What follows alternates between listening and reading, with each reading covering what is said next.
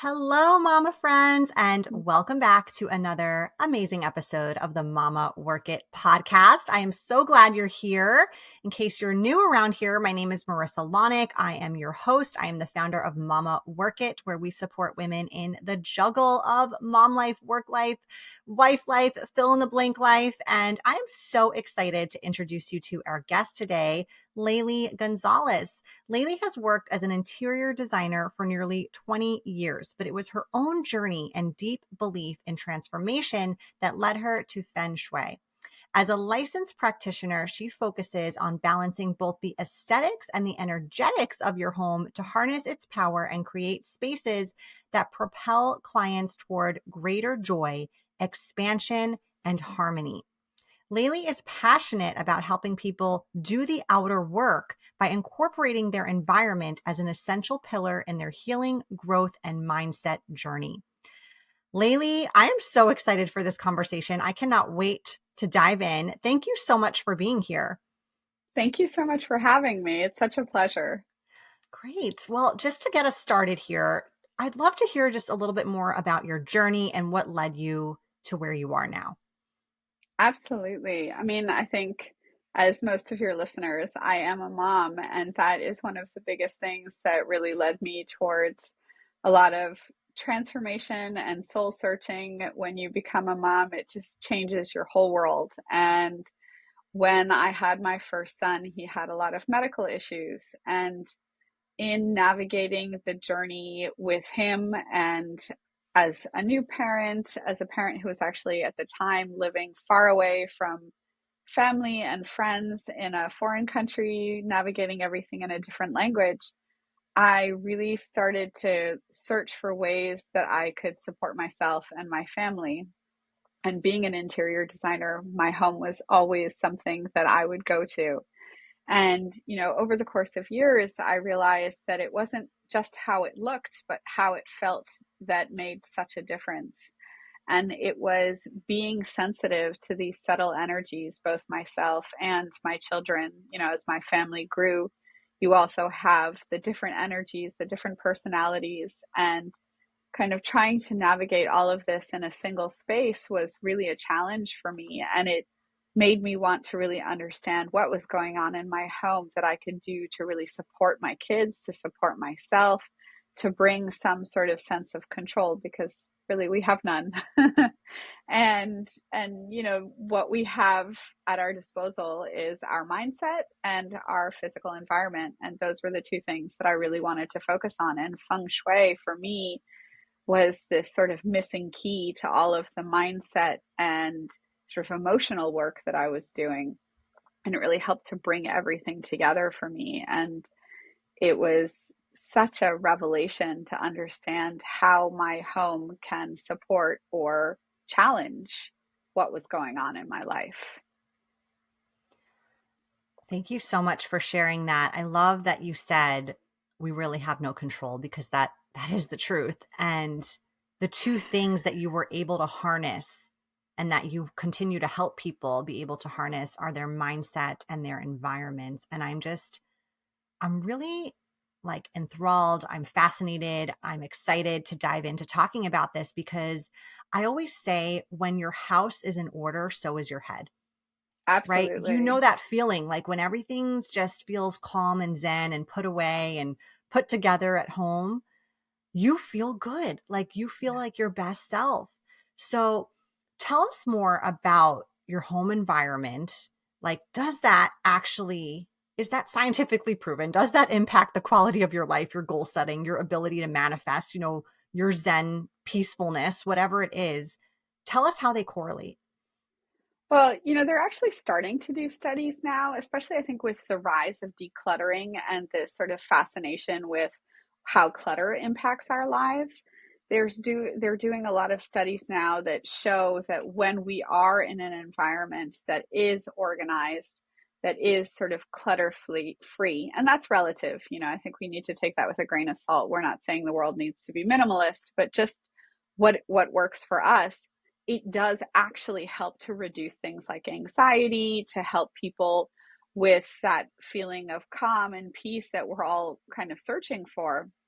And, what I like to say about Feng Shui is while there aren't, I think, as many studies scientifically being done on what Feng Shui does, it's been around for thousands of years. It actually dates back roughly 4,000 years when you look at the beginnings of Feng Shui. And things don't stand the test of time if they don't actually have an impact and work. And that's one of the things about Feng Shui. And there's a lot of different schools of Feng Shui now, and different sort of thought processes. We have a lot of kind of pop Feng Shui and Western Feng Shui, and then we have more traditional Feng Shui. All of them have a level of validity.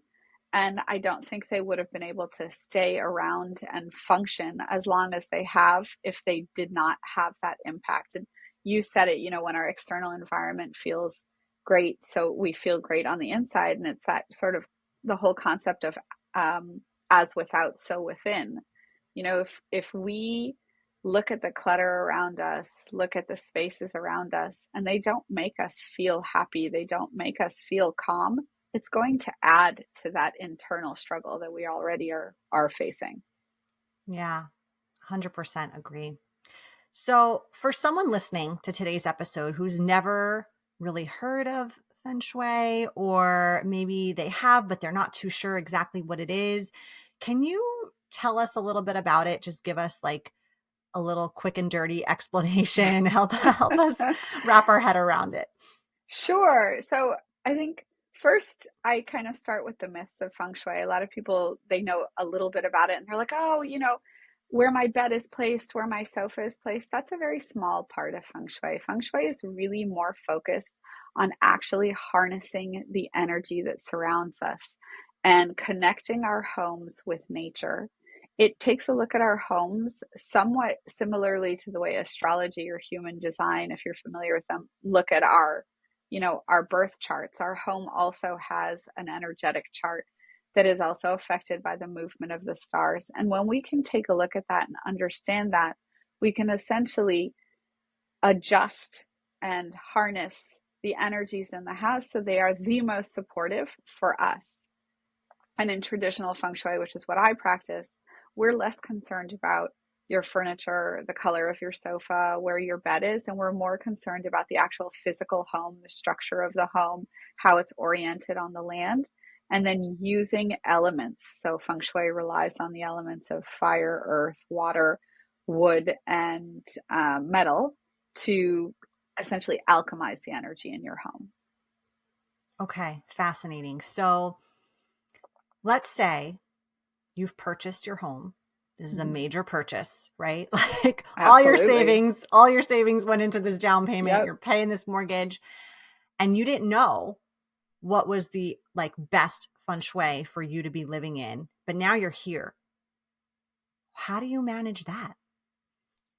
That's actually exactly what we do. I mean, I think what is beautiful about feng shui is that there's always a remedy, so to speak. Mm. So, there are house types. We can look at homes and analyze them and understand whether a home is supportive of relationships or finances, one, the other, or both, or neither. And then we bring in these physical elements. So I might do a report for your home and I might suggest that in one specific area, and we divide the home into 9 different guas or areas. So in these areas, they all relate to different parts of your life. And we might see that in, say, your love and relationship area in your house in particular, because each home is unique, you might actually benefit from having fire energy. So I might suggest putting some, fire elements, red colors, crimsons, things like that in that area. But in another area of your home, I might suggest that you actually need a water fountain, or you might need to put metal, like physical, heavy metal, into that space. And what these elements do is they then work with the energy flowing through your home to balance what is going on, so that we can enhance the good, negate the bad. I love that. And this is bringing me back, just fun fact here. When I purchased my first condo, 1 bedroom Mhm. condo, 20, I don't know, 24 years old, 25, I remember painters taping off, like measuring off, doing the 9 quadrants Oh, I love that. and trying my best to incorporate the elements, like you're talking about, the color schemes, the things, like I didn't go nuts, right? Like I had my walls painted already. The Yeah. living room was the living room. You couldn't necessarily adjust it 600 square feet. What could you really do in that Right, case? But exactly. I do remember, okay, I want to put things that are white or in pairs in that romance space or that love Yeah, space or yeah, yeah, so it's bringing me yeah. back to many years ago when I Yeah, did I like mean, my and I own can mini version of this. that's so beautiful because you were doing something to support yourself in your own environment. And like you said, you can't do anything about the layout of the space. And I think that's really important. A lot of people get worried, like, oh, will I have to knock down walls? Will I have to, change my carpeting? Will I have to change my sofa? No, it's about adaptation and working with what's already there. And I think that's a really essential thing to keep in mind. And with traditional feng shui, the guas rely on the actual compass direction. So not where your front door is, which is a lot of what, if you like look up feng shui, a lot of times it'll come up and it'll tell you to align that gua map with your front door. For me, that map might be a little different. So instead of having like the north in the front of my house, I align it with my actual home, which is the west. So it does change a bit what you would need in those guas. And then, based on when your house was built, based on what's going on in the universe now, then I would adjust those remedies. And that is one thing to keep in mind is that it's a constant journey. So every year as the energies shift, so does the feng shui of your home. And I think I like that viewpoint of it too, because we're all always shifting and changing. Nothing is Yes. static. And so even the energy of our homes, it's not static. And it's important to keep that in mind that, we need to have that flexibility of being able to change things. So that's exactly why I'm not going to tell you, knock down that living room wall or, get rid of this carpet, because as the energies change, maybe those things will eventually actually be beneficial to you. Right, right. And to be honest, it doesn't necessarily have to be like you said, like new or different things that you're replacing. It Exactly. could even be shifting where something is, like where the furniture is Absolutely. in the room or things like that. Absolutely. Little Yeah. changes. Yeah. Okay. So a lot of our listeners, right? All of our listeners, mamas, a lot of little kids around. You know Yeah. this. I know Yeah. this. It can feel easier said than done to maintain a space that feels calm at home sometimes, Yeah. right? Especially when it feels anything but calm most days here. So, how can practicing feng shui or introducing this into your home support that even in a season where you don't feel like that's possible for you? Absolutely. I mean, I am in that season. I have 3 young children. They have a lot of stuff. It gets very messy. And I think the first thing outside of feng shui is it is so important to remind every mother, give yourself grace. There is no need for perfection. Your home does not need to be a show home. And when you're looking at these beautiful houses in the magazines, know that the designers spent 3 days staging them before they took those photos. So, I think comparison is often the thief of joy, and that is one of those things. So there is that level of our home. Yes, we want to be able to declutter. Yes, we want to feng shui, but we don't need to have perfection. And when we introduce feng shui, we're essentially introducing a base layer of support. What we're doing is that we are making the energetic flow in that home harmonious. We are making it beneficial and supportive.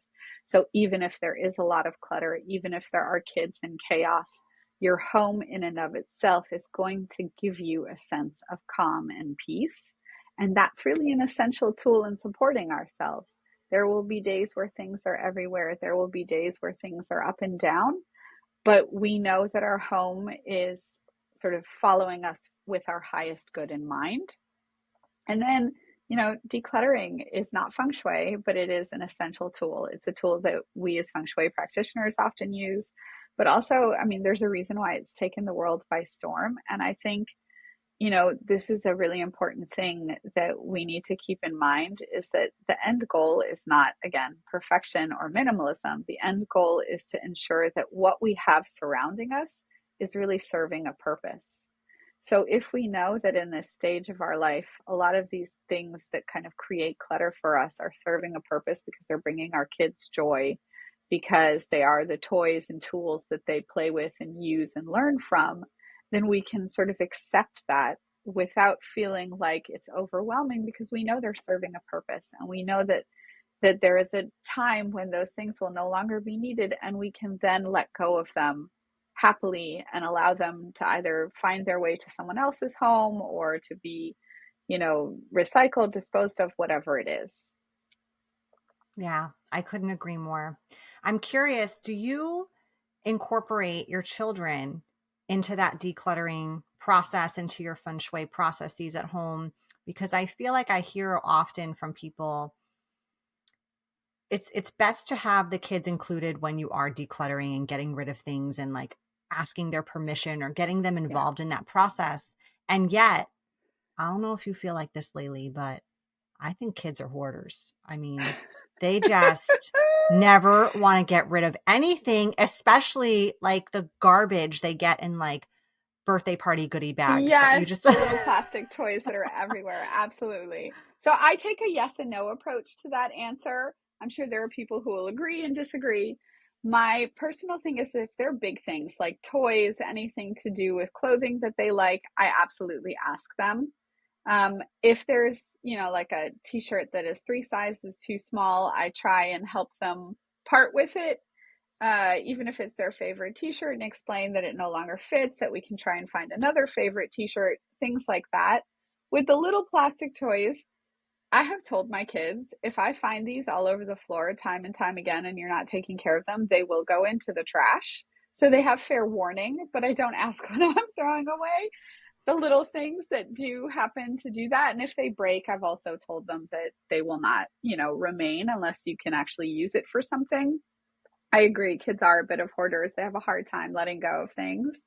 I have spent a lot of time talking with my kids about how, as we sort of age out of things, it's nice to donate and allow other children who are less fortunate to have access to those things. So they're starting to be a bit more, amenable to letting things go. When it comes to the feng shui, my kids are sort of used to it, but they're not that involved. They're really funny because they'll see, like, underneath their desk, there might be an actual like pile of metal weights, or there'll be certain crystals in certain parts of the house and stuff like that. And at this point, they know that they're there, they're part of the feng shui, and they just sort of, ignore everything and know that that's mommy's thing. And we're just going to leave it, as it is. I love that. Remind me of their ages again. So I have a 3-year old, an 8-year old, and an 11-year old. Yeah. I love this because I feel like even with my own kids, with some things that I do that maybe are not as mainstream, let's just say, right? Like I love that they're seeing it. And it's sort Yeah, of like, to me, it's like indirect parenting in a way, because they're absolutely. finding that like, oh, my mom had this, practice she did, or this hobby she did, or this business she did, or this habit she did, whatever it is, that fill in the blank.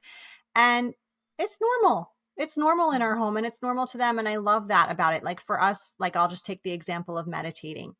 They Mm, see that I do this on a daily morning basis. They ask me now, sometimes at night when they're having trouble falling asleep, hey, can you put on a meditation for me? Or like if they're having an anxious morning and they want to relax before yeah. school. And I love that this stuff is just like the tradition of our home, just like your kids are finding the crystals or the metal and they're not like, what's this doing here? Right? Like it's Yeah. just, this is how our home Yeah. flows. Yeah. Yeah. And I think what's beautiful about that is what you said.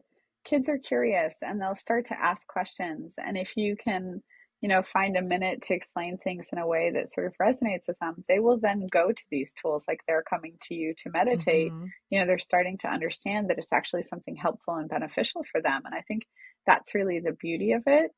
And I want my kids to have that open mind when they're faced with things that might seem a little strange, that they can, like you said, they'll grow up with this in their own home and they'll think it's not that strange. They can accept it. And so they'll be more likely to be accepting of other things as well. Likewise. I love that. Yeah. All right. Final question here. Any just tangible action steps, tips for the working mom listening who wants to get started but doesn't really know how or where to start? Like, would you recommend a book? Does your website have free resources? Should they join your membership program? What's the one tip you'd say today to dive in and just like dip your toe?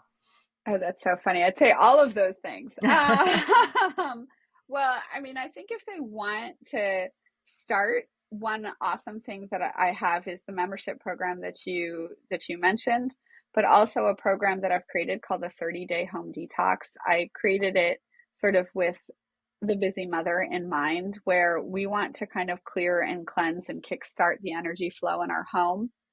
And it's not easy. And sometimes just picking up like a decluttering book or KonMari or something like that, it doesn't actually inspire you. And what I do in the program is really to teach connection with our home. And that's really the basis behind it. So we use principles of Feng Shui paired with decluttering. So that is one direction I would point them in. But just as a starter, start with your front door. It is where the energy enters our home, and just open it up, let in the fresh air, clean it out, organize that space. It will shift the energy of your home, even in a small way, and you will feel that difference. And I think that's one of the things that I always love to tell people. And there is a free resource on my website that can kind of help that as well. I love that. And I have a follow-up question to it because this is who I Sure. am. So I feel like the front door space in my home is pretty decent, right? It's Yeah. like a nice way to enter the home, but we don't often use it. We enter Mm, our home often through our garage, yeah. which is like the worst space to enter Yeah. because it's not beautiful. It's not clutter free. It's like, not the prettiest space. Yeah. What would you say in that case? Well, two things. One, if there are things you can do to make that entrance, better, just like making the pathway a little less clutter-free, even putting like a beautiful doormat that you kind of like to see that brings a smile to your face. Anything small, it doesn't have to be a big thing. That is, one way to kind of help that energy coming in. The other thing that I would say is take an intentional moment to use your front door from time to time. Mm-hmm. Just, sometimes we have to add it on your list. You are not alone. And this is like a very common question and comment that I get. And, particularly, I think in North America, where our houses are just built this way, we either have like a mudroom door or a garage door, a back door that we enter through because that's just the way our houses are designed. Make it as nice as you can, but sometimes just walk around to the front door and use it. Yeah. Yeah. It's like doing that treat for yourself, like something nice for yourself. Yeah. Exactly. Exactly. You're I doing love something that. nice for your home. Yeah. That's great advice. All right. Thank you so much. All right, Laili, we're moving on now to the lightning round part of the show where we are just going to ask you some random non feng shui related questions just to get to know you a little bit more personally. Are you ready? Fabulous. Ready. Okay, here we go. If you could go on vacation tomorrow anywhere in the world, where would it be and why? Fiji, and I think because it's like far and tropical. That's Yeah, it. Just far and tropical. love that. All right. What if you could only eat one food for the rest of your life? What would it be? Calories don't count. Ooh, probably sushi. Yeah. What's your get it done song? Like the song that really pumps you up, motivates you? I'm a music like fanatic, so there's just not one song, but I absolutely love reggaeton, and it's Yes. it's what I listen to when I really want to pump myself up. Oh my gosh, yes, bringing me back to like my Daddy Yankee days Yeah, for exactly. It just sure. gets you going. Gets Yes. you moving, gets you going. That song can make you run when you Yeah, feel like you have zero energy. Absolutely. exactly. All right. What is your guilty pleasure TV show? I don't watch a lot of TV, but I think if I picked one, it probably is a tie between Schitt's Creek and Ted Lasso. Good choices there. Let's see. What if you could have any superpower? What would it be?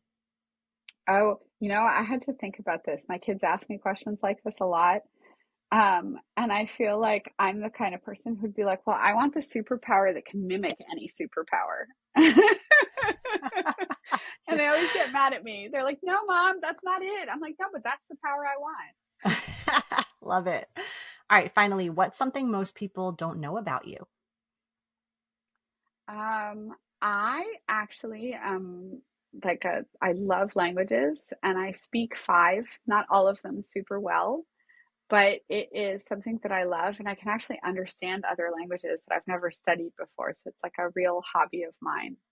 That's a gift. Yeah. Yeah, And now it's a tell us lot of what the fun. five languages are. So obviously English, but I also speak Persian, French, Spanish, and German. Love it. Amazing. Yeah. And you said And the you lived, Romance languages, I kind of understand Italian and Portuguese if I pay a lot of attention. okay, and you said, follow up to this, you said you lived out of the country. So where did you live? Well, so my kids were born in Switzerland in the French speaking part, and then we moved to the German speaking part. But I actually also lived in France and in the French speaking part of Canada. So I learned French a long time ago. And then German was more recent, which is also why I don't speak it nearly as well as the other languages. That's awesome. All right. All right, Laili. Well, before we officially wrap up today's episode, please tell our listeners where they can find you. That would be great. So they can find me on Instagram, which is the same as my website. It's The Measured Life, and measured is spelled with Z. And then they can also check out the Empowered Evolution membership, which is theempoweredevolution.com. And then, of course, themeasuredlife.com, or on Instagram as The Measured Life. Perfect. And we will put all of those links in today's show notes, as well as a link to get to that 30-day detox that you talked about. Thank you for sharing about that. Laili, this has been such a great conversation. I know I learned a lot. I'm sure our listeners learned a lot. So thank you so much for your time and for sharing your wisdom. Thank you. It's so fun to be on the show.